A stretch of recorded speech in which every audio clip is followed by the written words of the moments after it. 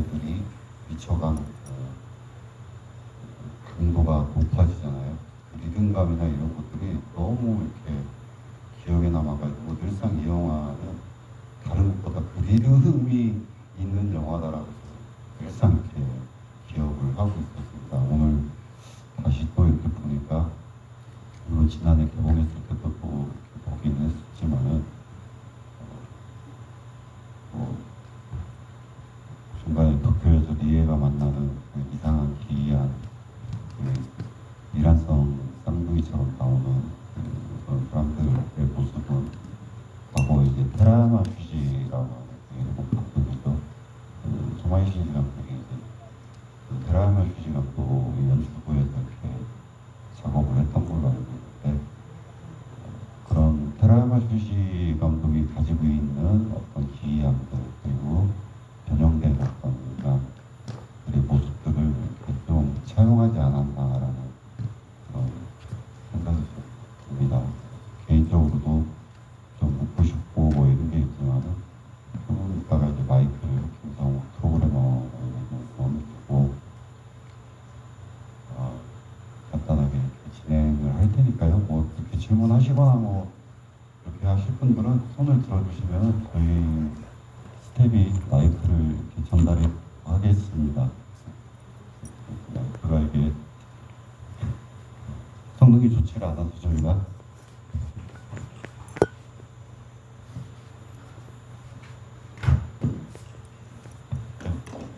그죠?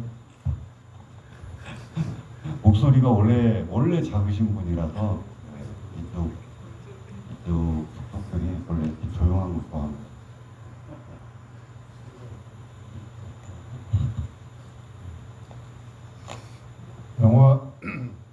영화는 잘 보셨나요? 오늘 처음 보신 분들이 계신가요? 짧고 부담하고요. 제가 좀 보신 것 같은데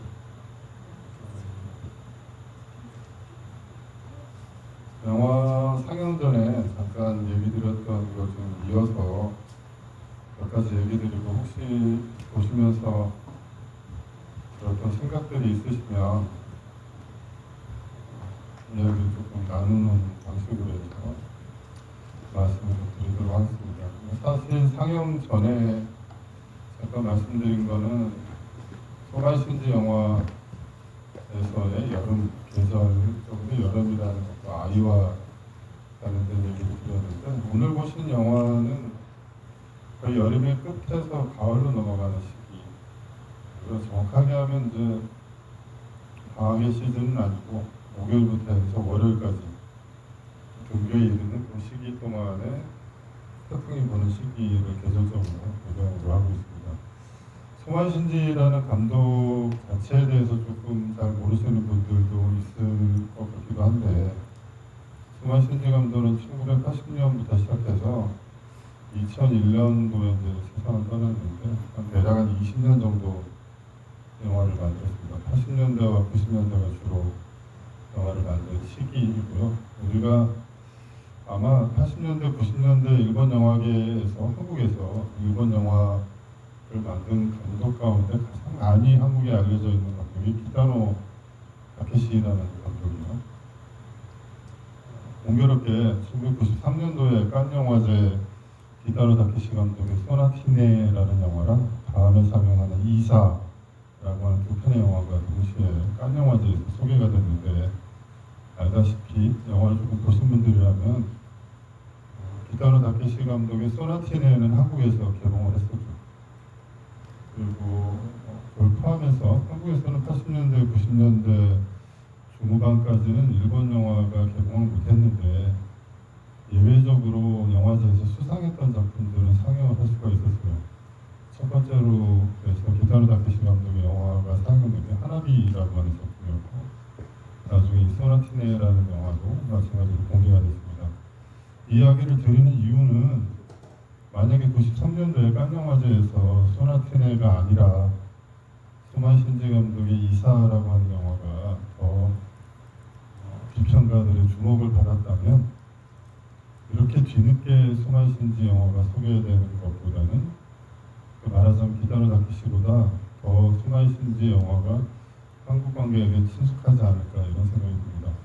요즘 들어서 지금의 시기에서 보자면 기타로 다케시 감독의 영화는 대부분 많이 잊혀졌는데 반대로 소마 신지 감독의 영화가 한국에서는 많이 소개되고 있습니다. 오늘 상영하는 세 편의 영화가 다 최근에 개봉했던 작품들이에요. 태풍 2사 그리고 이번 주에 공개됐던 여름의 정원이라고 하는 이 세 편의 영화가 소마 신지 영화가 한국의 관객들에게 어느 정도 친숙하게 다가온 상황을 좀 예증하고 있다는 생각이 듭니다. 지난달인가 일본의 그 자주영화제, 피아영화제라는 것을 하고 있는 집행위원장과 이야기를 하면서 그 집행위원장이 그런 얘기를 했었어요. 일본의 영화는 좀 계속해서 어려워지고 있다. 근데 반대로 생각해보면 최근에 일본 영화들이 많이 젊은 관객들한테 인기를 끌고 있잖아요. 그래서 왜 소마 신지 영화가 지금 관객들에게, 물론 대중적인 관객은 아니지만 그래도 예술영화관이라든가 이런 젊은 관객들에게 왜 소마 신지 영화가 조금 더 주목받고 있고 또 좋아하게 됐는지가 약간 궁금하기도 합니다. 왜 그런지에 대해서 그분과도 얘기를 해봤고, 왜 한국의 젊은 관객들이 소마 신지 영화 혹은 뭐 해피엔드 같은 영화가 대중적으로 인기를 끌고 있는지에 대해서 궁금해했었어요. 그래서 어째서 그럴까라는 생각을 조금 해봤거든요. 사실 오늘 보신 태풍클럽만 해도 80년대 영화잖아요. 이 영화들이 지금 거의 한 40년 정도 지나서 지금의 젊은 관객들이 극장을 찾아서 볼만한 정도의 어떤 흡입력이 있는 것일까, 이런 생각을 하게 됩니다. 왜 소마 신지 영화가 지금 다시 되돌아와서 한국의 관객들과 만나고 있다, 이런 생각들을 해보게 되는데, 보신 분들은 좀 어땠는지 좀 약간 궁금해요. 왜 그럴까? 혹은 뭐 영화가 왜 흥미롭게 다가왔을까? 이런 생각이, 질문을 좀 간단하게 드릴까 하는데, 그 전에 말씀드린 대로 계절적으로 이 영화는 이제 여름의 영화예요. 왜 여름이라고 하는 것이 영화 속에서 흥미로운 소재가, 흥미로운 계절이 되는지에 대해서 몇 가지 말씀드리면, 왜 여름이 영화에서 흥미로운 소재가 될까요? 사실 이 질문은 에릭 로메르 같은 감독의 영화를 봤을 때도 똑같이 제기될 수 있는 거라고 생각됩니다. 로메르 영화는 여름이 완전히 특권적이죠. 왜냐하면 여름이라는 시기는 프랑스의 사람들에게는 한 달, 두 달 이상의 바캉스를 즐길 수 있는 시기이기 때문에 바캉스 시즌이 되면 해변, 주로 도시를 떠나서 다른 공간에 가서 거기에서 자기만의 시간을 보내거나 새로운 사람을 만날 수 있는 기회가 되는 거죠. 그래서 사랑과 우연의 장난과 게임이 벌어질 수 있는 대단히 특권적인 시기가 여름 혹은 바캉스 시즌입니다. 소마 신지 영화에서는 이제 여름이 되게 특권적으로 등장하게 되는 계기는, 오늘 보신 태풍클럽이라는 영화를 봤을 때 아마 직관적으로 느끼실 수 있을 텐데, 그 이유 중에 하나는 몸과 관련되어 있다고 생각해요. 몸의 노출. 이 영화 보시는 분들에 따라서는 어떻게 이런 10대들이 옷을 벗고 이렇게 막 춤을 추고 비를 맞으면서 저런 장면이 뭐 되게 좀 양가적으로 다가오셨을 수도 있을 텐데, 어쨌든 여름이라는 시기는 자연스럽게 자기 몸을 노출할 수 있는 부분이 되죠. 그래서 이런 자연스러운 노출과 함께 몸 혹은 신체성 혹은 몸의 감각, 이런 것들이 자연스럽게 드러날 수 있는 그런 계절입니다. 그래서 소마 신지 영화에서는 몸짓이라든가 신체성이라는 게 굉장히 중요하게 등장을 해요. 이거는 아이, 소년과도 또 연결이 되는데, 아이들의 어떤 신체성과도 연결이 되는데, 조금 이따 잠깐 얘기 드리고, 또 다른 측면에서는 이제 여름이라고 하는 것이 특권적인 거는, 로메르 영화는 성인들의 이야기지만 소마 신지 영화로 들어왔을 때 여름은 대부분 학생들과 관련되기 때문에 방학이라고 하는 시기죠. 그 다음에 보시게 되는 마지막에 보게 되는 여름의 정원은 아주 특권적으로 방학의 시기를 배경으로 하고 있고, 한국에는 공개되지 않았지만 소마 신지의 초기작 가운데 대중적으로도 젊은 관객들이 굉장히 큰 인기를 끄는 것 중에 하나가 숀 벤 라이더라는 영화,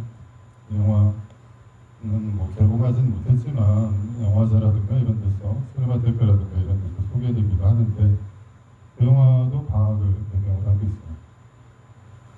아이들에게 방학이라고 하는 것은 뭔가 일탈할 수 있는 기회가 되잖아요. 그래서 일상의 반복 안에서 예외적인 일탈을 벌일 수 있는 시간이 됩니다. 그게 여름이 주는 특권이죠. 세 번째 측면에서 보면 방학은 끝나기 마련이잖아요. 그래서 대단히 한정적으로 유예된 시간들이 있고요. 거기에서 일탈을 거듭하다가 결과적으로는 다시 학교에 돌아가는 일이 생깁니다. 그래서 반복과 순환이 있고, 하지만 신학기가 되면 뭔가 새로 시작하는 리프레시되는 기분이 있잖아요. 그래서 무언가가 갱신되는 변화의 시기도 포함됩니다. 그래서 계절적으로 여름, 특히나 이제 성인이 아니라 대체로는 아이들에게 주어지는 여름이라는 것은 방금 말씀드렸던 세 가지 측면, 뭔가 자기 자신을 좀 드러낼 수 있는. 그래서 첫 번째 측면은 아주 예외적으로 소마신지 영화에서 조금 더 자기의 신체와 관련된 성적인 측면이라든가 몸을 드러내는 감각이라든가 이런 좀 다양한 측면들이 영화에 포함되어 있습니다만, 이런 세 가지 측면을 여름이란 계절과 관련해서 생각해 볼 수 있습니다. 소마신지 영화 중에 이런 대사가 나오는 영화가 있어요. 계절이 바뀌면 우리도 바뀌게 될까요? 이런 식으로 영화들이 있는데, 마찬가지로 오늘 보신 영화는 방학은 아닙니다만 형이 부른 가운데 주말을 거치고 다시 월요일이 돼서 학교에 등교하는 거잖아요. 근데 사실 보셔서 아시겠지만 학교의 등교길이 실제로는 학교에 등교하지 않아도 되는데 그런지 모른 채 월요일날 아침에 등교하는 아이들을 보여주는 그런 장면이 포함되어 있습니다. 두 번째 측면이 계절의 여름이란 아주 특권적인 계절에 아이를 이제 결합시켰다고 말씀을 드렸는데, 아이라고 하는 존재는 왜 이 소마이신지 영화나 혹은 고레다 히로까지 감독의 영화도 마찬가지지만 일본 영화에서 아이의 존재가 굉장히 부각되는 영화들이 많이 있어요. 그 중에 소마이신지는 아주 특권적으로 아이를 등장시키는 영화들이 있습니다. 물론 이 영화 전에 만들어졌던, 실제로는 소마이신지 영화 중에 가장 대중적으로 유명한 영화가 세일러복과 기관총이라는 영화입니다. 이 영화도 국내에 개봉하게 될지 잘 모르겠어요. 그 영화는 굉장히 대중적이고 상업적으로도 굉장히 큰 성공을 거둔 작품입니다. 일본의 80년대에 일본 영화계에서 굉장히 변화 중에 하나가 뭐냐면, 전통적인 영화사에서 영화를 만드는 게 아니라 그전엔 한 편도 영화를 만든 적이 없던, 그러니까 이 말은 무슨 얘기냐면, 전통적인 영화사라는 건 니카츠라든가 뭐 실직구라든가 도호라든가 도에이라든가 이런 영화사들이 있어요. 이 영화사들은 거의 영화의 탄생 시기와 비슷하게 영화사가 만들어졌습니다. 지금도 영화사가 있거든요. 그렇기 때문에 100년을 넘긴 영화사들이에요. 그런 영화사들이 도산을 하지는 않았지만 1970년대를 거치면서는 영화를 제대로 만들지 못하는 그런 상황에 빠지게 됩니다. 일본식 이 스튜디오 제작 시스템이 붕괴하던 시기가 70년대예요. 그래서 가장 상징적인 일이 고로사 아키라 같은 감독이 일본에서 영화를 못 찍고 러시아 가서 모스필름에서 영화를 찍은 그런 상황에 도래하게 되고, 80년대에는 또 프랑스 자본을 받아서 란이라는 영화를 프랑스에서 개봉을 했었어요. 란이라는 영화는 일본 영화임에도 불구하고 제작은 모든 돈을 다 프랑스에서 지원을 받아서 실제로 프리미어 상영도 프랑스에서 하게 됩니다. 이것이 굉장히 상징적인 사건입니다. 근데 대신 80년대 일본에서는 새로운 변화들이 발생을 하게 되는데, 전통적인 영화사가 영화를 만드는 게 아니라 말씀드린 대로 한 번도 영화라는 건 만들지 않았던 가도카와라는 건 원래 출판사거든요. 지금도 있어요. 가도카와라는 데서 영화를 만들게 됩니다. 가도카와라는 데서 책을 낸 것들의 원작을 바탕으로 해서 영화를 만들기도 하고, 근데 가도카와의 전략은 뭐였냐면, 미국에서 영화를 만들어내고 있는 그런 시스템, 그 시스템은 제작의 시스템이 아니라 홍보 시스템이에요. 홍보 마케팅을, 책을 팔아본 경험이 있기 때문에 오히려 홍보 마케팅에 대해 능숙했고, 그런 데에서 최선의 홍보 마케팅에다가 당시에 부상하고 있던 80년대 아이돌을 이렇게 결합시켜가지고 영화를 만들게 돼요. 그 결과가 방금 방금 말씀드렸던 소마 신지의 세일러복과 기관총이라는 이 영화는 아주 공전의 히트를 했고 영화가 만들어지기 전부터 이 영화의 주인공이었던 여자는 지금 우리로 얘기하자면 뭐 하니 뭐 이런 뭐죠?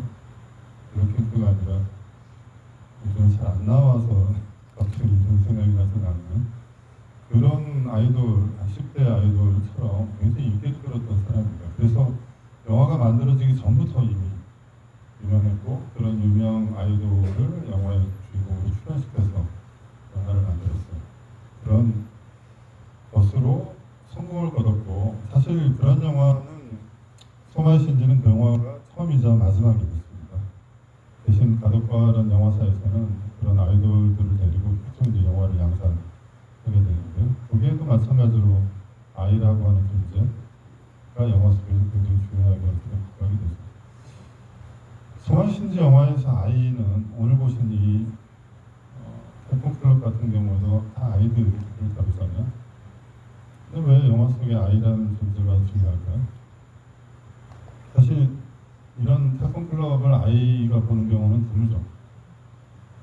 아니면 지금 보신 분들 중에서는 그 정도 영화에 등장하는 정도의 아이를 키우고 계신 분은 많지 않은 것 같은데 만약 그 정도 예를 들어 조카라든가 사촌 동생에게 이런 영화를 보자고 권유할 수 있을까 이런 생각을 하게 되는데 무슨 말이냐면 아이가 등장하는 영화지만 이 영화를 보는 사람은 성인이라는 거예요. 아이가 등장하지만 아이가 보지 않는 성인이 보고 있는 아이가 등장하는 영화라는 게 도대체 무슨 의미를 갖게 될까요? 영화를 보는 사람들의 입장에서. 그래서 영화 속의 아이라는 건 두 가지 부분에서 생각해 볼 수가 있습니다. 실제로 아이라는 존재에 대한 거고요. 이것은 영화 이전에 이미 존재하는 거죠. 우리가 아이에 대해서 생각하는 거, 현실 속에서 세계 안에 존재하고 있는 아이라는 거죠. 두 번째는 영화 속의 아이라는 거. 이거는 선재하는 게 아니라 현실에 존재하는 아이가 아니라 영화라는 것 안에 존재하는 아이라는 존재. 사실 우리가 얘기할 수 있는 건 대부분 두 번째입니다. 물론 교사라든가 직업적으로 아이를 다루고 있는 분들이라면 영화 속의 아이를 보면서 현실 속의 아이들을 생각할 수 있겠지만 전자에 대해서는 제가 얘기 드릴 수 있는 게 많지 않고 딱 한 가지만 얘기를 드리자면 소마 신지 영화 속의 아이들은 대부분 고아에 가깝습니다. 고아에 가깝다는 건 정확하게 이 아이가 고아인지는 알 수 없어요. 근데 이를테면 오늘 보신 태풍클럽의 주인공인 여자 아이죠. 이야. 그리고 나중에 도쿄까지 갔다가 비 맞고 막 노래 부르면서 돌아오는 이 꼬마 아이는 아버지가 있나요? 어머니가 있나요? 혼자 사는 것 같잖아요. 그러니까 이건 묘사의 방식인데 대체로 소마 신지 영화 속에 실제로 부모가 있다고 가정되는 아이일지라도 그 아이가 표현되는 방식은 대체로 부모가 없는 것처럼 표현되는 경우가 많습니다. 그래서 고아라고 말씀을 드렸지만 이 고아는 실제 고아도 있고 영화 속에서 우리가 누가 보더라도 얘는 고아에 가깝다. 고아다. 예를 들어서 이 영화에서 이름은 다 기억을 못하는데 좀 이상한 남자아이 있잖아요. 자기 집에 들어갔다가 어서오세요 인사하고 다시 나가서는 또 톡톡 뭉두드리는 나중에는 좀 폭력적인 행위를 하고 있는 이 친구도 집에 아버지가 있나요? 표현되지 않고 있잖아요. 아버지가 있는 것 같긴 한데 실제로는 아버지와 대화하는 장면이 한 장면도 없기 때문에 그리고 아버지와 만나는 장면이 거의 존재하지 않잖아요. 혹은 아버지가 온다면 이렇게 하겠다라는 것처럼 그런 행동을 하는 것 같이 보이죠. 그래서 가족이라고 하는 것이 제대로 묘사되는 법이 별로 없어요. 그래서 이번에 상영은 두 번째 상영은 이사라는 영화를 봤을 때 이사라는 영화에 나오는 이 꼬마 아이, 소녀라는 존재가 방금 말씀드렸던 소마의 신지 영화의 고아성이라고 하는 고아 같은 존재 아니죠. 이사는 가족이 나오거든요. 아버지 어머니가 나오는 영화인데 그럼에도 불구하고 이 꼬마아이가 갖고 있는 고아성이라는 게 있어요. 실제 고아가 아니라 고아성이라고 볼 수 있는 어떤 특별한 상징 같은 게 있습니다. 왜 소마의 신지 영화는 이런 고아성에 천착하는가? 왜 그런 방식으로 영화를 이것은 여름의 정원이라는 영화를 보시더라도 알 수 있습니다. 이 부분은 영화의 어떤 주제와 관련된 부분이고, 두 번째 측면 얘기 드린 게 있죠. 영화 속의 아이라는 걸 어떻게 우리가 이해할 것인지. 이 말은 성인인 우리가 아이가 나오는 영화를 볼 때 벌어지는 현상을 얘기합니다. 영화 역사 이래로 영화 속에 아이를 등장시킨 영화는 굉장히 많습니다. 그리고 그 현상은 새로운 영화가 등장할 때마다 또 아이가 등장하는 경우도 있었어요. 바스키오스타미 같은 경우처럼 이란 영화의 새로움이 아이와 관련된다든가, 50년대 이탈리아 네오리얼리즘 영화가 아이를 등장시킨다든가, 예를 들어 독일 영향이라든가 자전거 도둑 같은 경우도 있고, 80년대 소마 신지 영화에서 아이라고 하는 이 존재, 그리고 영화 속에 등장하는 아이를 우리가 볼 때 어떤 일이 벌어지는가 한 가지가 있습니다. 여기는 또 두 가지 측면으로 우리가 나눠서 볼 수 있는데, 유년기라고 하는 거고, 두 번째는 영화적인 유년기, 영화적 유년성. 영화 속의 아이라는 건 유년기라는 시기를 보내고 있는 거잖아요. 그죠? 근데 두 번째 측면도 있어요. 영화적 유년성. 외국 같은 경우는 영화의 유년기와 영화적 유년성이 비슷한 시기에 같이 조우하는 경우들이 있습니다. 무슨 말이냐면 한 7살, 8살, 9살 때부터 갑자기 시네필이 되는 거예요. 어릴 때부터 영화를 보러 다니는 거죠. 15살 때쯤 되면 고다르나 이런 감독의 영화를 다 마스터하고, 현대 영화들 가운데 이런 작가들을 좋아하고, 이런 외국 친구들이 꽤 있어요. 한국으로 치면 좀 불가능하잖아요. 영화적 유연성이라고 하는 건 무슨 말이냐면, 자기가 영화를 처음 봤을 때 갖게 되는 그 감각을 언제 체험하게 되는 거예요. 25살에 영화에 갑자기 빠지게 되면 그때가 영화적인 유연성이에요. 자기에게. 나이는 이미 성인이지만 영화라는 매체를 처음 접하게 됐고, 그래서 영화가 갑자기 좋아지거나, 어떻게 영화라는 게 이렇게 나에게 큰 힘을 발휘할 수 있지? 라는 생각을 갖게 돼요. 그때가 굉장히 특권적인 시기예요. 오늘 무슨 영화를 봐도 너무 흥미로운 얘기를 막 하게 돼요. 영화를 많이 본다고 해서 영화에 대한 감각이 예민해지는 게 아니에요. 절대로 그렇지 않아요. 오히려 영화를 초기에 보게 될 때 더 예민해요.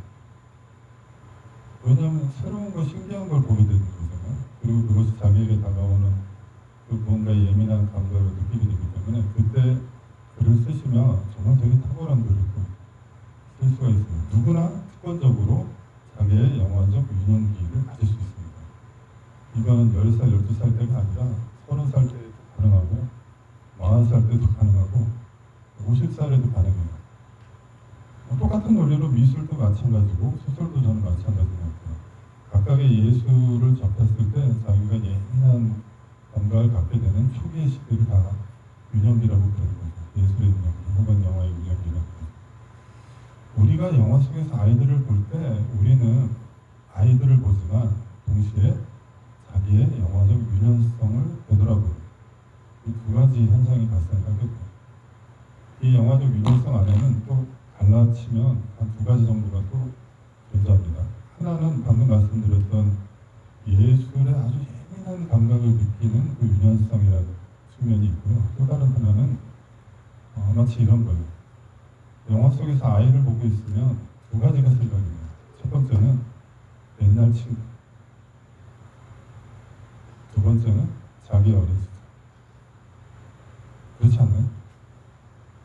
물론 영화를 보면서 아이가 등장할 때 저 아이가 왜 저러고 있지라고 하면서 등장인물로서 아이에 관심을 갖게 되는 경우도 있지만, 실제로 영화 속에 등장하는 아이를 보면 첫 번째는 어릴 때 저런 비슷한 애가 있었던 게 떠올라요. 이 말은 지금은 그렇지 않아요. 혹은 지금은 같이 있지 않아요.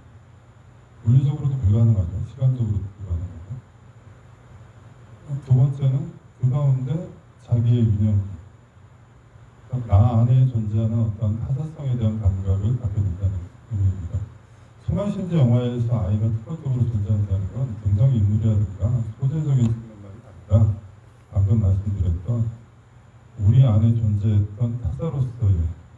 시간을 거친 이후에는 도대체가 어떻게 그 시간을 경과해 왔고 혹은 그 이전에 내가 어떤 존재였는지를 까먹어버리게 되는 그런 유년기, 혹은 나 안에 존재하는 어떤 다른 타자성, 혹은 더 이상은 나와 관계하지 않는 사라진 친구의 존재를 떠올리게 만드는 그런 것이 영화 속의 아이라고 생각이 듭니다.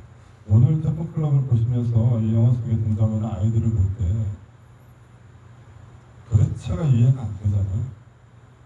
이 가운데 이해되는 아이가 한두 명은 있을 수는 있겠지만 대부분은 아마 이해되지 않는 존재일 것 같아요. 소말신들 했던 유명한 말 중에 하나가 이런 말이 있어요. 아이는 우리와 같은 인류가 아니다. 아이는 우리와 같은 인류가 아니다. 그건 전적으로 같은 인류라고 하면 작은 아이, 작은 인류, 어린 시절 이런 방식으로 설명될 수 없는 존재가 아이라고 하는 존재거든요. 그래서 이 영화에는 두 가지 의미에서 우리가 이해 불가능한 게 있어요. 하나는 계절 얘기들이죠. 여름에 갑자기 다가오게 되는, 여름의 끝 지점에 다가오게 되는 태풍이라는 거고요. 태풍이 왜 갑자기 불어오고, 태풍이 점점 불어오면서 아주 불가사의하게 이상한 에너지를 발산하게 되는 이 아이의 행동들. 이 두 가지가 불가사의해요. 하나는 자연적이고 계절적이고 또 다른 하나는 아이. 하지만 이 두 가지를 아까 서두에 말씀드렸지만 이 시기는 어떤 시기를 통과해 가잖아요. 태풍은 돌아왔다가 끝나죠.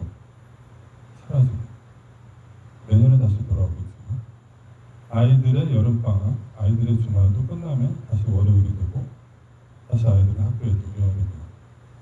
그래서 계절이 지나고 시간이 지나면 뭔가 바뀌게 되는 거죠. 그것이 이 영화가 갖고 있는 두 가지 구도입니다. 계절, 여름과 아이. 물론 다른 측면들도 있습니다만 오늘 상영하게 되는 이 세 편의 영화들은 근본적으로는 이런 두 가지 측면을 다 갖고 있는 것 같아요. 마지막으로 한 가지만 얘기를 드리자면 소마신들 80년대 영화를 만든 감독입니다.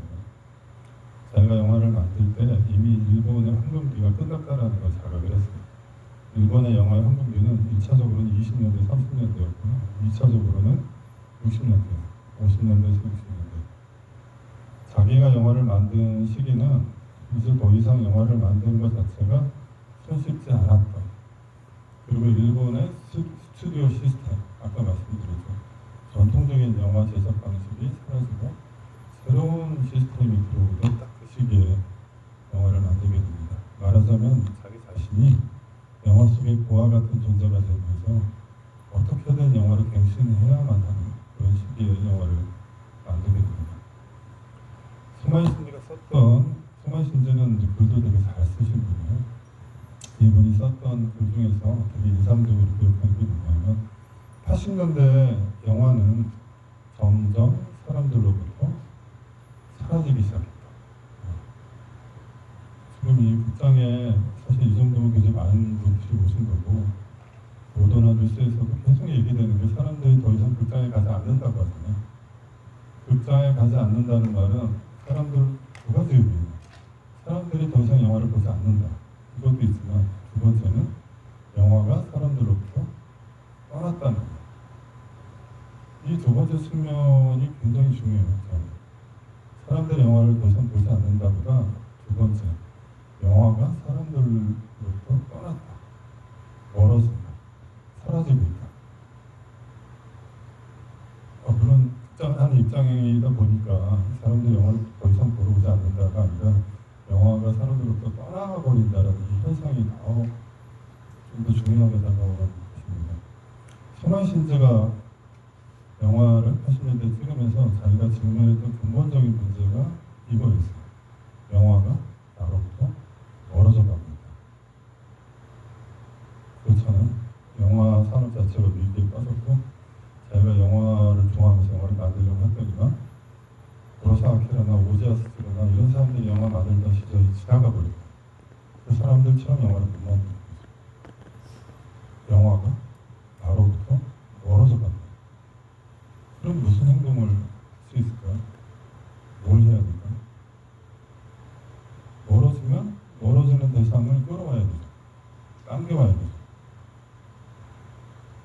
소마이 신지가 주목했던 건 당기는 힘이에요.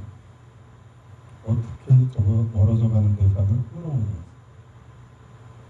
에너지. 소마이 신지 영화의 가장 강력한 부분은 이 당기는 힘이 있어요. 에너지, 의지. 근데 그것이 아이들에게 있어요. 오늘 보신 태풍클럽의 아이들이 그런 거잖아요. 결과가 어떻든 간에 이 아이들이 보여주는 힘과 에너지, 이건 감당할 수 없을 정도로 이해할 수 없는 것들이지만, 근데 그 에너지가 어디서 오나요? 태풍이 불어오면서. 사실 이건 불가능한 말이죠. 하지만 중요한 것은 그 힘에 있어요. 그리고 소마이 신지 영화가 지금도 마찬가지로 굉장히 주목하고 흥미를 갖게 만드는 게 이 영화가 관객을 당기는 힘이 있습니다. 그 영화를 봤을 때 그 영화가 나를 이렇게 당기지 않는 영화들도 많아요. 오히려 막 밀어내는 영화들도 많고, 당기는 힘이 있는 영화가 매력적인 거잖아요. 영화가 어떤 매력에 빠진다는 건 내가 그 영화의 매력에 빠지는 거지만 그 대상이 나를 당기는 힘에 있어요. 소마이 신지의 이 태풍클럽이라든가 슌벤하이드 혹은 말씀드렸던 세일러북과 기관총 혹은 지금 보시게 된 이사 같은 영화를 보면 이 영화가 굉장히 이렇게 당기고 있어요. 그리고 그것을 소마이 신지는 굉장히 예리하게 생각해요. 어떻게 멀어져가는 영화를 당겨오고 어떻게 멀어져가는 관객을 영화를 통해서 끌어올 건지, 이게 이 사람의 근본적인 문제 의식이에요. 그리고 그것을 어느 정도 완성을 하고 해결을 했다고 생각해요. 이미 40년 전에 그런 시도를 했던 영화가 이제 비슷한 상황인 거잖아요.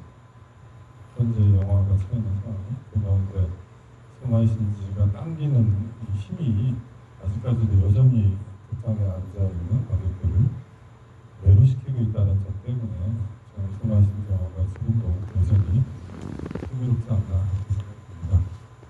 여기는 여기까지 말씀을 드리고, 혹시 그 관객분 중에서 한두 분 정도가 궁금하신 거나 영화를 보신 소감을 말씀하셔도 괜찮을 것 같아요.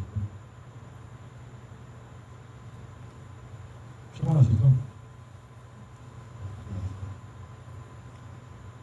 네, 그러면 다른 말을 더 보완하지는 않고, 이사라는 영화가 굉장히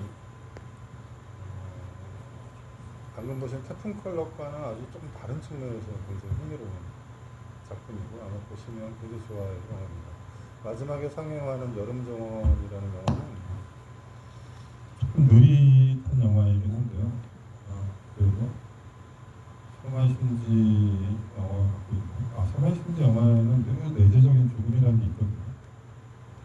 그리고 그 죽음이라는 사건을 어린 시절에 경험했을 때 가장 불가해하잖아요.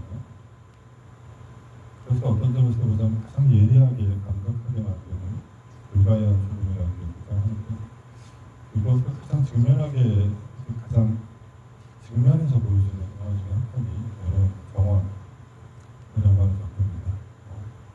처음 시작할 때 말씀드렸지만 이 순서가 태풍클럽으로 끝나면 조금 더 좀 멀쩡하게 나갔을 것 같은데, 여름정원에 도달했을 때 아마 그 반수면 상태가 되지 않을까 싶은데, 이 영화가 좀 굉장히 힘이 적네 이렇게 생각하지 마시고, 우리의 신체적 감각이 좀 떨어져 있는 상태라고 생각하시고 나중에 다시 한번 극장에서 온전한 상태로 보신다면 여름정원과 좋게 다가오지 않을까 생각합니다. 13편, 생전에 13편을 만들었거든요. 한 2, 3년 사이에 갑자기 소마이 신지 영화가 3편이 개봉을 했으니 남은 10편의 영화가 어떤 방식으로 다시 한국에 돌아오게 될지, 사실 센 영화들 말씀드렸던 슌벤라이더라든가 세일러북과 기관총 같은 건 정말 고에너지틱한 영화라서